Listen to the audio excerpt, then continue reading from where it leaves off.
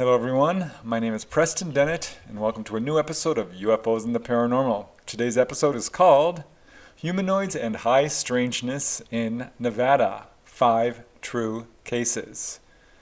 Cases involving humanoids, onboard experiences, face-to-face encounters, missing time. These are my favorite. I think these are far more interesting than sightings, although sightings are interesting. But these cases, these very close encounters, I think have a lot more information, a lot more to tell us about the nature of extraterrestrials and their presence on our planet. So that's what I'd like to talk about today. Of course, these cases occur all over the world, but today I'm going to focus exclusively on cases in Nevada. I did a big study of UFO encounters in Nevada, wrote a whole book about it, and I picked 5 of what I think are the most interesting, unique, credible, and extensive cases. And those are the ones I'd like to present today. So let's just get started. And the first case I want to talk about, I call Case 1, the onboard experiences of Charlene. This case took place around 1964 in a suburb of Las Vegas. In July of 1964, Charlene Nicholson, that's a pseudonym, was living in a suburb of Las Vegas and was 6 months pregnant. One night she was lying in bed trying unsuccessfully to get comfortable when she remembered that she had forgotten to take her pregnancy medicine.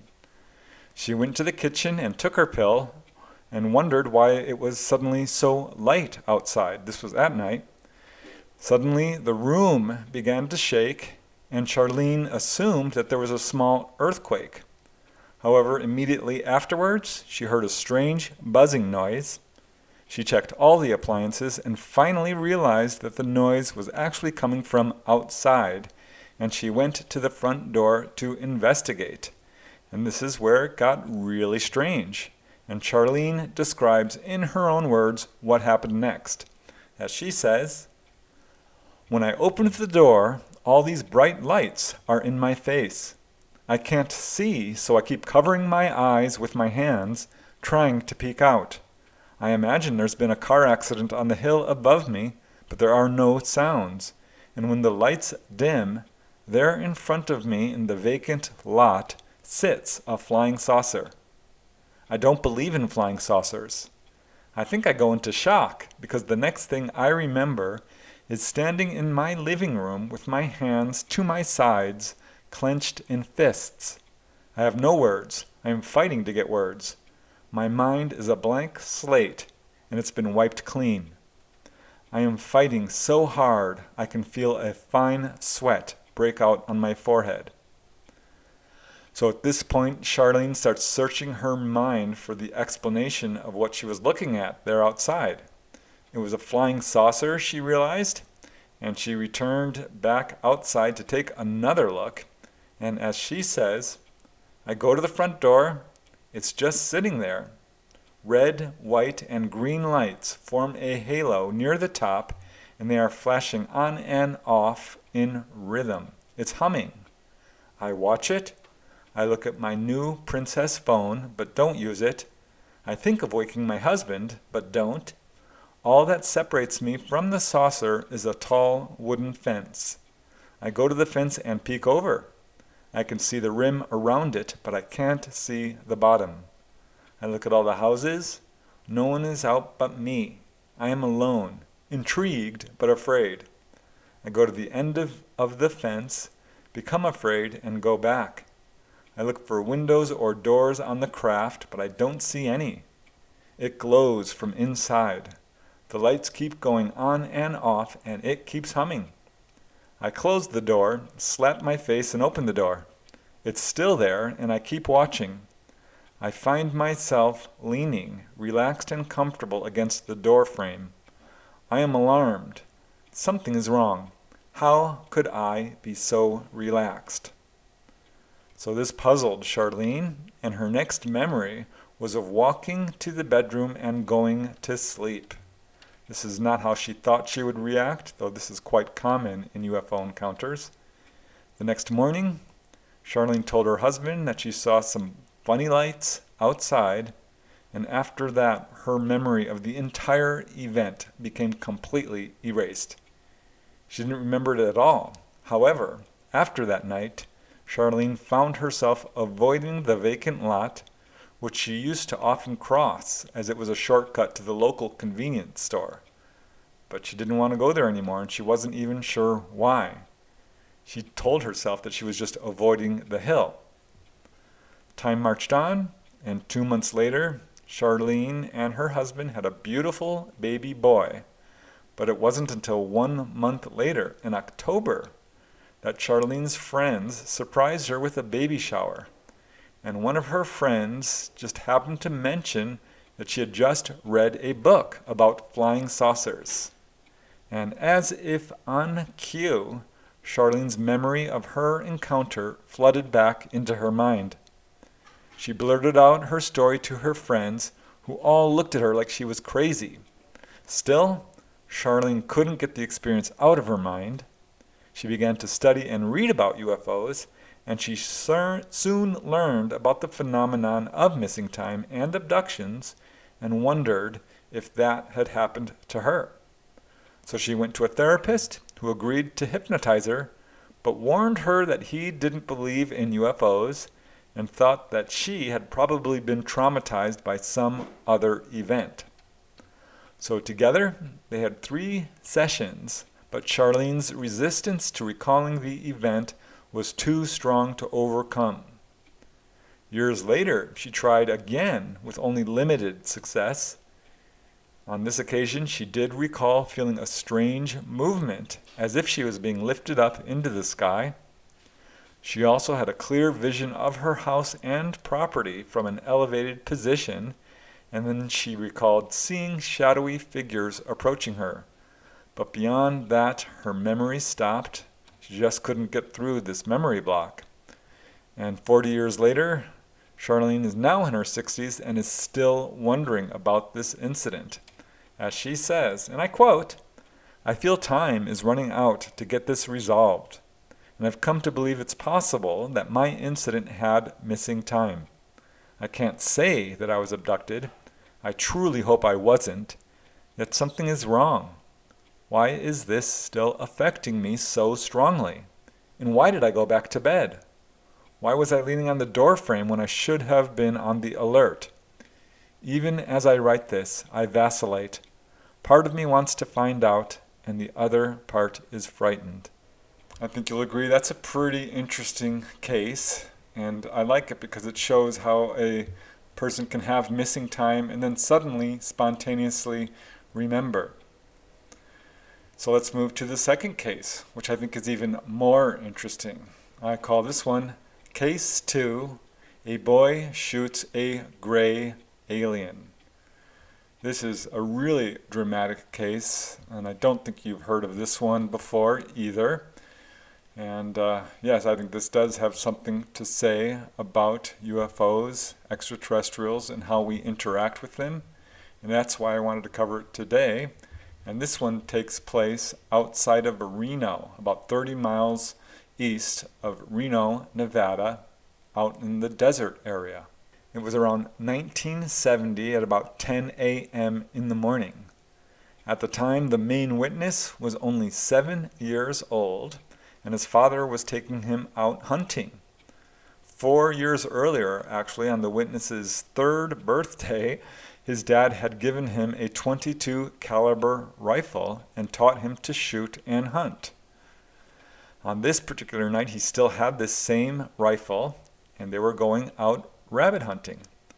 His father stayed in the van drinking beer while the witness began shooting at rabbits. And he had just killed and retrieved one when he saw another rabbit. So he aimed his gun at this rabbit when suddenly he saw movement in his periphery. Something else was approaching him. And according to the researcher who investigated this case, the witness saw a, quote, thing standing there staring at him.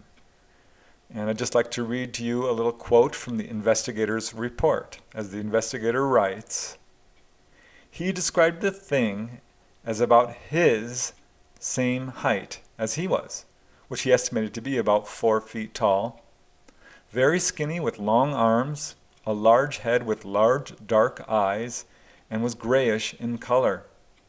He said he was immediately frightened, but had kept his rifle pointed in the direction of the rabbit.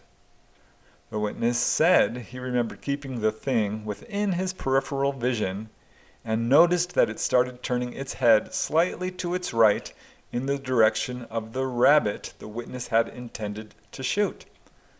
However, the thing then turned its head back, looking at him, and simultaneously began raising its arm held straight out. The witness said he became extremely frightened and thought the thing was about to do something to hurt him, so he swung his rifle in the direction of the thing and fired one shot into the upper right side of its chest, and it fell to the ground. So yeah, he shot at this gray alien, and frightened, the child dropped his rifle and the rabbit he had just shot and returned to the van to tell his father. Unfortunately, his dad did not believe him and became angry that his son had actually left the rifle behind and ordered him to go back and retrieve it. So that's what the kid did. He returned and found the rifle and the rabbit, but there was no sign of this strange creature that he had shot. He was examining the area, looking for blood or any evidence, when he did in fact see a, quote, cigar-shaped craft hovering about 200 feet away from him. He said it was metallic and huge, about as long as a football field. And again, I'd like to quote the investigator to this case directly. As the investigator says, the next detail he remembered was being in some type of room with beams-like framework and what appeared to be a lot of dust. He was frightened and crying, and the next thing he remembers is being in the back seat of the van, alone in the dark, crying for his dad who wasn't there. He said he now believes that they still had his dad. So following that, his next memory is of driving home in the dark with his dad. They had lost, he estimates, several hours of time. This was also unusual because normally they returned before dark so they could clean and prepare their rabbits for eating.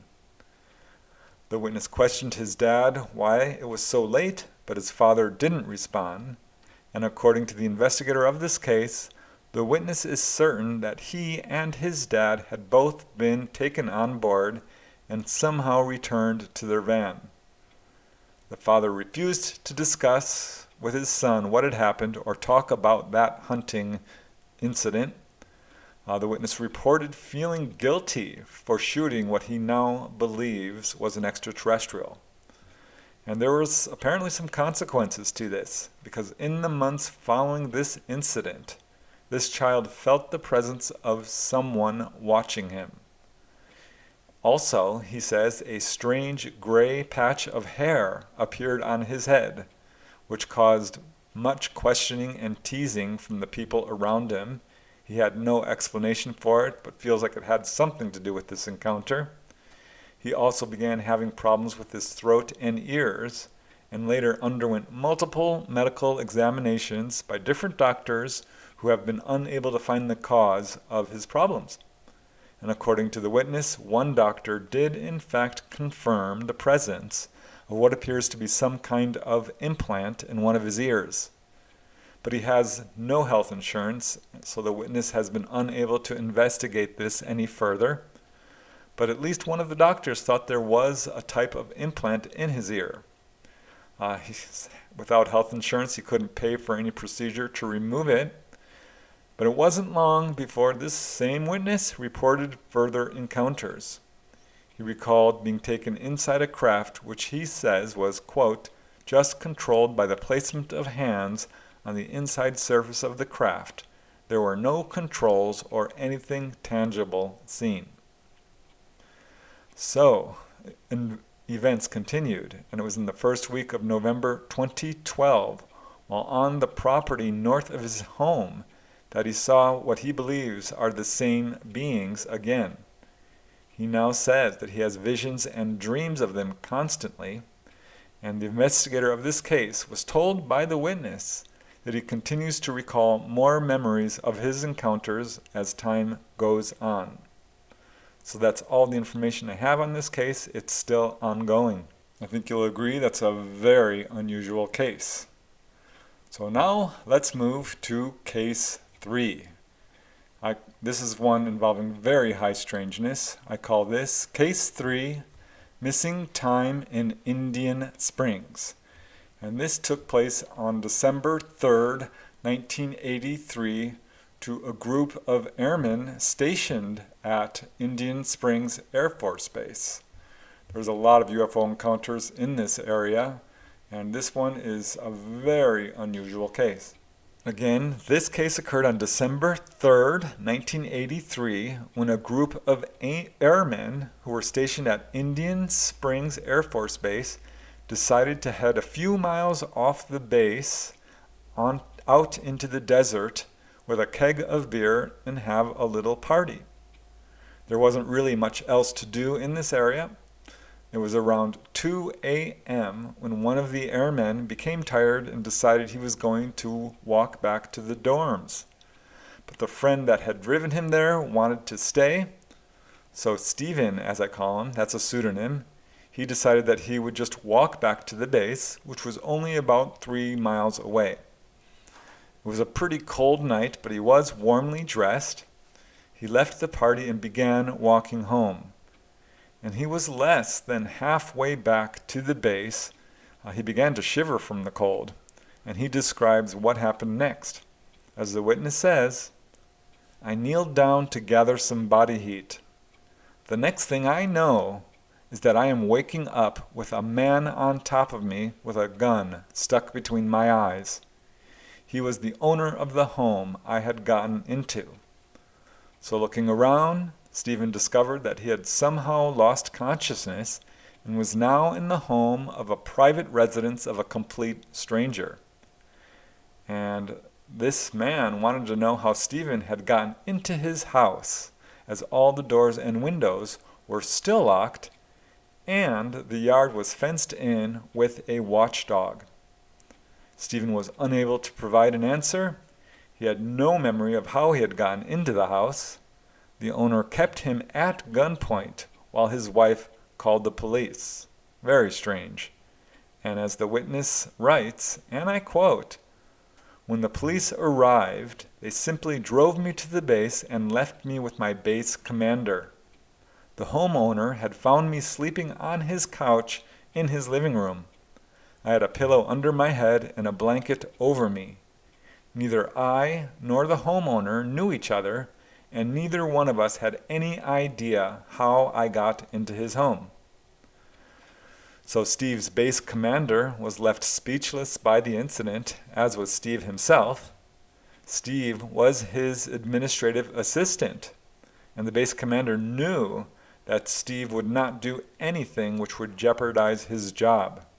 But most alarming was the fact that the witness had a clean, deep cut on his abdomen. There was no bleeding, however, and this mysterious wound healed with amazing speed. So later, after talking to his fellow airmen, Steve discovered that about an hour after he left the keg party in the desert, his buddies observed some, quote, strange lights in the area where he had been. Steve has no memory of this and remains baffled about what happened to him. Only later did he speculate on the possibility that the incident might have been UFO related. As he writes, and I quote, "I have never found out what exactly happened to me that night, and nobody in the small town of Indian Springs, Nevada, ever came forward with any kind of explanation. I do remember having another incident when I was a child, but that's for another time." So yeah, it does appear that he is probably a contactee, because many contactees do have experiences as a young child, but as of yet, he has no memory of what happened during this period of missing time. Yeah, that is a remarkable case. I'm not quite sure what to make of it, but I thought it deserved a place on this episode. And now I'd like to talk about Case 4, which I call the abduction of Alex Podovich. Alex actually wrote his encounter for Fate magazine, also put out a book about his own encounters. I think it's a quite interesting case which took place in 2002 outside of Las Vegas. As Alex Podovich writes, I was consciously abducted on the night of November 6 to 7, 2002. He wrote this in a letter to Fate magazine, and again, he's a resident of Las Vegas. He had gone to sleep about 10:30 p.m. that evening, and later, at around 12:25 a.m., Alex says he woke up to a very strange experience. As he writes in Fate magazine, half asleep, I felt and saw a green-yellow ball of energy attach itself to my neck between my head and the beginning of my spine. The ball of energy split into two parts and surged down my arms at the speed of light. I felt the energy rolling down my arms from my shoulders. It felt like I was being pinned down. All of a sudden, I was paralyzed. There was no fear. Alex writes that he then perceived that his bed was moving, and then next he felt himself actually moving through space, making a few turns, and then ended up lying naked on a bed of some kind in a large hallway in a room with several other beds. He felt some sort of ring-like device was holding his head down, and it caused a slight burning sensation. And looking to his side, he saw an ET-looking hand and arm. As he says, it was brown in color and had 3 claws. To his left, he was aware of another being. He glanced over, and as he says, all I saw was an eye. It was black, with a white pupil and red streaks running through it. Looking to his right, he was shocked to see his aunt, who appeared to be scared and on the verge of crying. He remembers trying to comfort her, and then recalls seeing the head of one of these beings, which he said, quote, looked like a brown, wrinkled skull. So after an undetermined amount of time, Alex woke up, and looking at the clock, he was confused to see that it now read 11:55 p.m. So this was very confusing to him. As he says, I came back at least 30 minutes before I left. So this is definitely a very strange time anomaly. And at first, he was very, very confused about what had just happened. It was only after a few minutes that he calmed down and came to a conclusion. As Alex writes, I had been abducted. I sensed that I had been sexually drained. It felt like every membrane in my body was dry. My upper back was hot, and my head was burning at the hairline where the ring had been placed.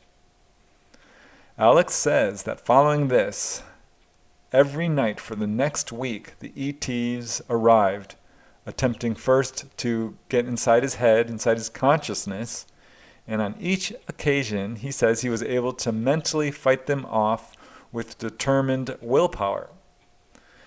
So looking back at his life, Alex realized that he had actually been having encounters his entire life, and he believed that the ETs were taking his reproductive material, and he began to wonder if he had offspring, children, somewhere out there. And then he says that one day he had an out-of-body experience which actually provided an answer to this question. And as Alex writes, I was in my astral body, standing in front of a huge, transparent wall. On the other side were 2 beings about 7 feet tall. They looked human. They had blue eyes and blonde hair. They appeared to lack emotions and were staring into space. But they were identical. And at this point, I noticed another being approaching the barrier on the other side. He appeared humanoid and was smiling. His hands were different, as were the finger arrangement. I cannot recall if he had 3 or 4 fingers, but he came to the barrier and placed his hand on it directly. This being appeared to be between 14 and 16 years old. I felt my energy in him, and I knew that he was my son.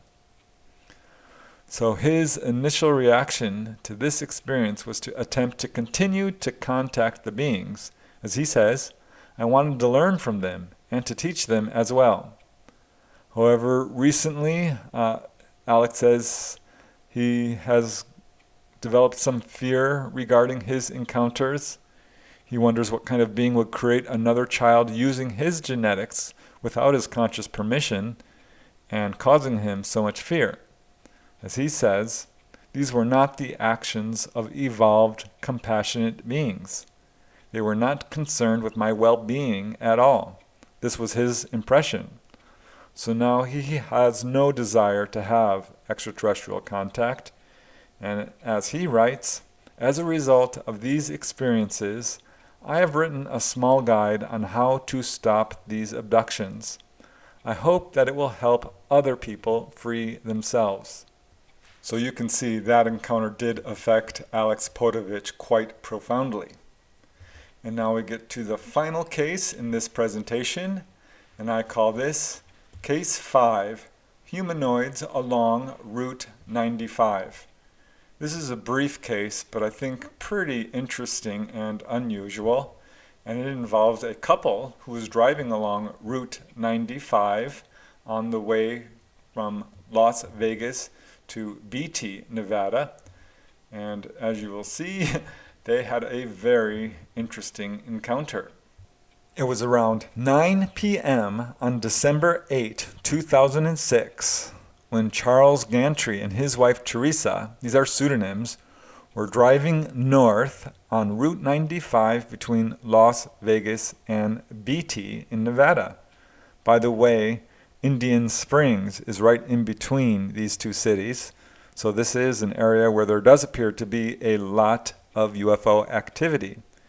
And it was Charles who noticed it first, a bright light hovering up ahead on the west side of the highway. He assumed it was connected to a power line tower, but as they approached, they could both see that this light was not attached to anything.